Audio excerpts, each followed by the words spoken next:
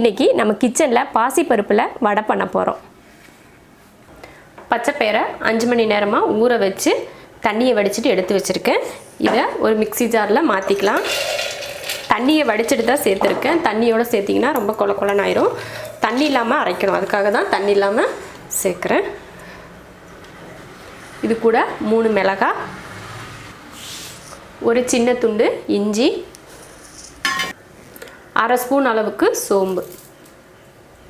மிளகாயை நம்ம வெங்காயம் போடுறப்போ கட் பண்ணி கூட சேர்த்துக்கலாம். ஆனால் நம்ம வடை சாப்பிட்றப்போ கடிப்பட்டுச்சுன்னா ரொம்ப காரமாக இருக்கும் அப்படின்றதுக்காக இது கூடயே சேர்த்து அரைச்சிட்டோம்னா அந்த மிளகாய் தனியாக தெரியாது அப்படின்றதுக்காக தான் கூடவே சேர்த்து அரைச்சிக்கிறேன். இப்போ இதை நல்லா வலுவலுப்பாக அரைக்காமல் 1-2 அரைச்சிக்கலாம். இது போல் 1-2 அரைச்சிருக்கேன். ஒரு பாத்திரத்துக்கு மாற்றிக்கலாம்.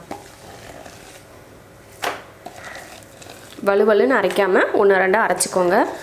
அப்போ தான் வடை போடுறதுக்கு நல்லாயிருக்கும். இதில் 2 ஸ்பூன் அரிசி மாவு சேர்த்துக்கலாம். அரிசி மாவு சேர்த்தா நல்லா மொறுமொறுப்பாக இருக்கும் வடை அப்படின்றதுக்காக தான்.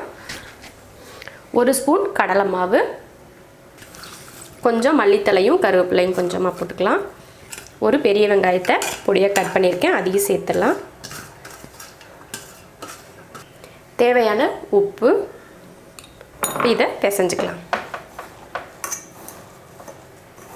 வெங்காயம் மாவெல்லாம் போட்டு பிசைஞ்சாச்சு. இப்போ உருண்டை பிடிச்சிக்கலாம். உருண்டையாகவும் போடலாம், இல்லைனா பருப்பு வடை போல் தட்டியும் போடலாம். இது போல் உருண்டையாக கூட நம்ம போட்டுக்கலாம்.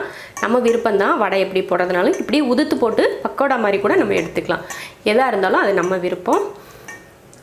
நான் வடை மாதிரியும் போடுறேன், கொஞ்சம் உருண்டையாகவும் போட்டு. அப்போ தான் எல்லாத்தையும் கரெக்டாக பொரித்து எடுக்க முடியும். இல்லைன்னா ஒன்று வெந்துடும், ஒன்று வேகாமல் அப்பப்போ எடுக்கிற மாதிரி இருக்கும். அதனால் மொத்தமாக போட்டு மொத்தமாக எடுத்துருங்க. எண்ணெய் நல்லா காஞ்சிருச்சு. இதில் ஒவ்வொரு வடையாக போட்டுக்கலாம்.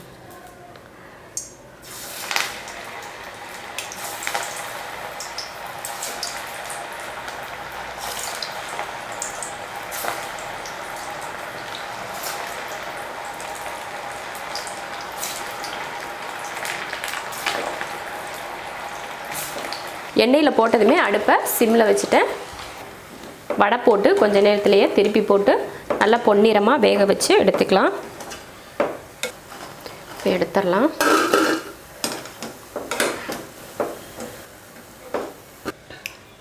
பச்சைப்பயிரில் வடை பண்ணியாச்சு. ரொம்ப நல்லாயிருக்கும். நீங்களும் இது போல் வடை செஞ்சு பாருங்கள். பிடிச்சிருந்தா லைக் பண்ணுங்கள். மற்றவங்களும் பார்க்கணும்னு நினச்சிங்கன்னா ஷேர் பண்ணுங்கள். மறக்காமல் நம்ம ஷெரின்ஸ் கிச்சன் சேனலை சப்ஸ்கிரைப் பண்ணாதவங்க சப்ஸ்கிரைப் பண்ணிவிட்டு பக்கத்தில் இருக்க பெல் பட்டனை ப்ரெஸ் பண்ணுங்கள். அப்போ தான் நான் போடுற வீடியோவோட நோட்டிஃபிகேஷன் உங்களுக்கு வரும். உடனே என்னோடய வீடியோவை நீங்கள் பார்க்கலாம்.